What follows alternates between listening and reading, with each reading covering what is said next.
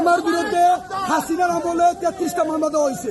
আসিফ মাহমুদ গত 3 মাসের মধ্যে 3টে মামলা দিছে এবং আমরা মুরাদনগরকে বিএনপিকে দুর্নিশ্বাস করতে চাচ্ছে। আমি বিএনপির নীতি নির্ধারককে বলবো, আপনারা মুরাদনগর থেকে দৃষ্টি করেন। আসিফ মাহমুদ চাচ্ছে এখানকার বিএনপিকে দুর্নিশ্বাস করে।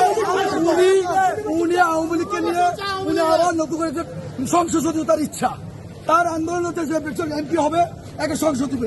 এই জন্য আমাদের আওয়ামী লীগকে নিয়ে মুরাদনগর সকল বিএনপি নির্যাতন সকলে দাবিতে মামলা করতেছে।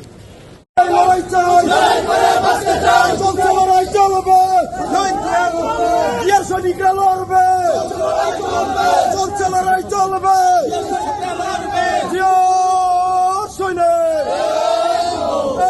লড়াই করো।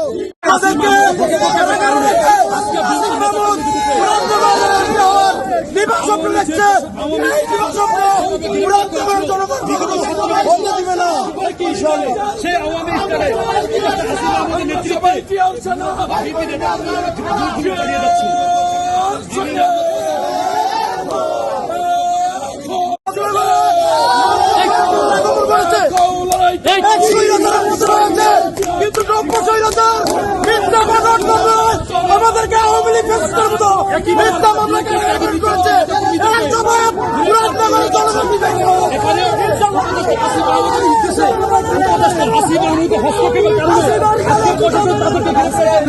আপনাদেরকে কেন কে মামলা দিচ্ছে? কে মিথ্যা বানোয়াট আমাদের মুরাদনগরের উপদেষ্টা আসিফ মাহমুদের নির্দেশে মিথ্যা বানোয়াট ভাবে আমাদেরকে একটি মিথ্যা মামলায় হয়রানি করা হয়েছে এবং আমাদেরকে কাস্টডিতে দেওয়া হয়েছে।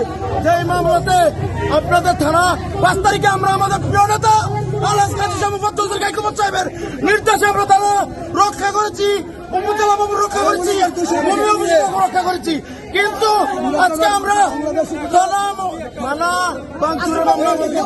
আচ্ছা, উপদেষ্টা আসিফ আপনাদেরকে মামলা দিবে কেন? উপদেষ্টা আসিফ মামলা দিবে কেন?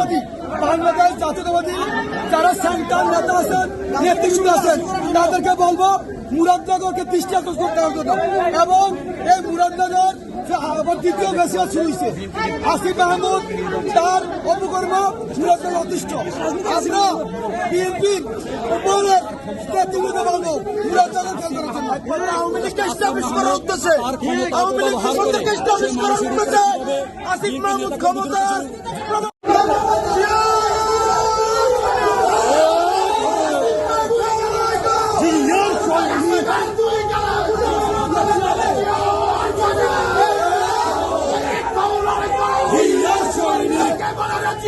শ্রীনগর থানার ওসি জাহিদুর রহমান উপদেষ্টা আসিফ মাহমুদের নির্দেশে মিথ্যা তথ্য দিয়ে আমাদের নেতা কর্মীদের নামে মিথ্যা মামলা করে, যার কারণে আমরা আমাদের নেতা কর্মীরা হাইকোর্টে সারেন্ডার করে আজকে মহামান্য হাইকোর্টের নির্দেশ মোতাবেক জেলা জজ দায়রা আদালতে সারেন্ডার করে উপদেষ্টা আসিফ মাহমুদ তদবির করে আমাদের নেতা কর্মীকে জেল হাজতে প্রেরণ করার ব্যবস্থা করেন।